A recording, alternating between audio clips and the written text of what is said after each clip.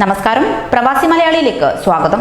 കുവൈത്തിൽ മധ്യാഹ്ന ജോലി വിലക്ക് നിയമം ലംഘിച്ചാൽ കടുത്ത നടപടിയെന്ന് വ്യക്തമാക്കി മാൻ പവർ അതോറിറ്റി. നിയമലംഘനം പിടികൂടാൻ രാജ്യവ്യാപകമായി പരിശോധന തുടരുകയാണ്.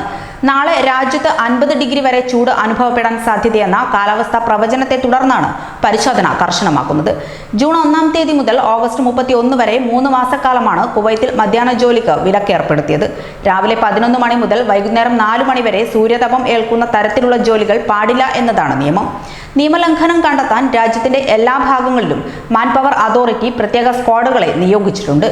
പെട്രോൾ സ്റ്റേഷനിൽ ജോലി ചെയ്യുന്നവർ, മോട്ടോർ സൈക്കിളിൽ ഡെലിവറി നടത്തുന്നവർ, സെക്യൂരിറ്റി ജീവനക്കാർ എന്നിവർക്ക് മാത്രമാണ് ഉച്ചനേരങ്ങളിൽ തുറന്ന സ്ഥലങ്ങളിലെ ജോലി വിലക്കിൽ ഇളവ് അനുവദിച്ചിട്ടുള്ളത്. മറ്റു മേഖലകളിൽ ഉച്ചസമയത്ത് തൊഴിലിൽ ഏർപ്പെടുന്നവർക്കെതിരെ ശക്തമായ നടപടിയെടുക്കുമെന്ന് മാൻ പവർ അതോറിറ്റി മുന്നറിയിപ്പ് നൽകിയിട്ടുണ്ട്. നിയമം ലംഘിച്ച് പണിയെടുപ്പിച്ച ഓരോ തൊഴിലാളിക്കും 100 ദിനാർ വരെ പിഴ ഈടാക്കും. ഇത്തവണ വിലക്ക് പ്രാബല്യത്തിലായി. ഒരാഴ്ചക്കിടെ 32 കമ്പനികൾക്കെതിരെ നിയമലംഘനത്തിന് നടപടി സ്വീകരിച്ചിട്ടുണ്ട്. കെട്ടിട നിർമ്മാണ പ്രവർത്തനങ്ങളുമായി ബന്ധപ്പെട്ടതുമാണ് നിയമലംഘനങ്ങളിൽ ഏറെയും. അതിനിടെ രാജ്യത്ത് ചൂട് കനക്കുന്നതിന്റെ സൂചനയാണ് കാലാവസ്ഥാ വകുപ്പ് നൽകുന്നത്.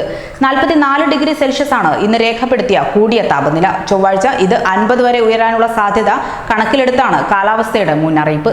ഈ മുന്നറിയിപ്പ് കണക്കിലെടുത്താണ് പരിശോധന കർശനമാക്കാൻ അധികൃതർ തീരുമാനിച്ചതും. കൂടുതൽ പ്രവാസി വാർത്തകൾക്കായി ഈ ചാനൽ സബ്സ്ക്രൈബ് ചെയ്യുക.